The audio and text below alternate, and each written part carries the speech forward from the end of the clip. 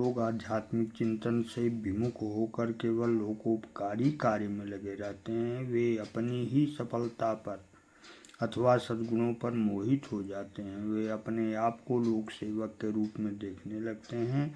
ऐसी अवस्था में वे आशा करते हैं कि सब लोग उनके कार्यों की प्रशंसा करें, उनका कहा माने। उनका बढ़ा हुआ अभिमान उन्हें अनेक लोगों का शत्रु बना देता है।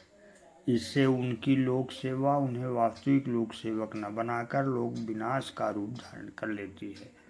आध्यात्मिक चिंतन के बिना मनुष्य में विनीत भाव नहीं आता और न उसमें अपने आप को सुधारने की ही क्षमता रह जाती है।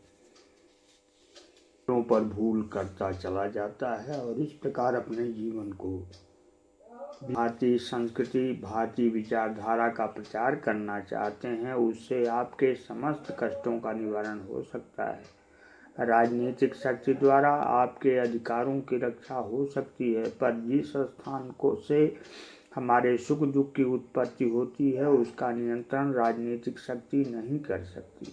यह कार्य आध्यात्मिक उन्नति से ही संपन्न हो सकता है। मनुष्य को मनुष्य बनाने की वास्तविक शक्ति भारतीय संस्कृति में ही है।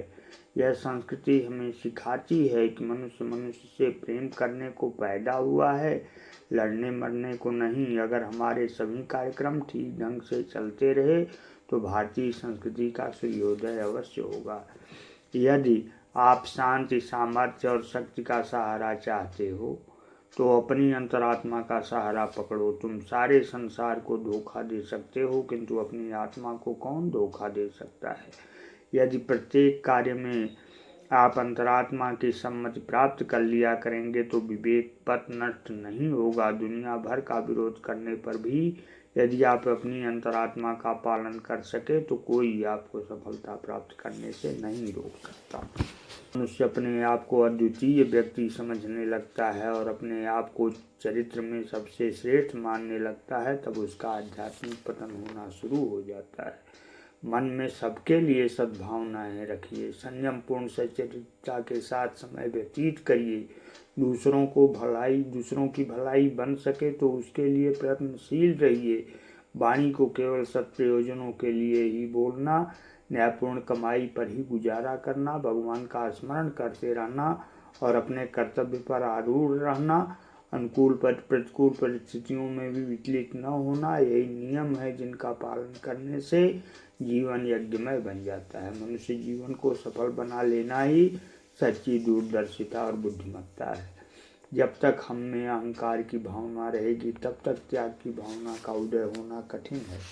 उठिए, जागिए, रुकिए मत जब तक कि लक्ष्य न प्राप्त हो जाए। कोई दूसरा हमारे प्रति बुराई करे या निंदा करे, उद्वेगजनक बात कहे तो उसको सहज करने और उसे उत्तर न देने से बैर और आगे नहीं बढ़ता। अपने ही मन में कह लेना चाहिए कि इसका सबसे अच्छा उत्तर है मौन। जो अपने कर्तव्य कार्य में जुटा रहता है और दूसरों के अवगुणों की खोज में नहीं रहता, उसे आंतरिक प्रसन्नता रहती है। जीवन में उतार चढ़ाव आते ही रहते हैं। हंसते रहिए, मुस्कराते रहिए। ऐसा मुख किस काम का जो हंसे नहीं और मुस्कराए नहीं। धन्यवाद।